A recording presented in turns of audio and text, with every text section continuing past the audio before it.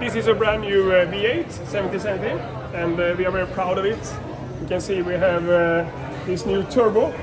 This is unique for big V8 like this, 770. So it makes it very strong and very quick. Så ja.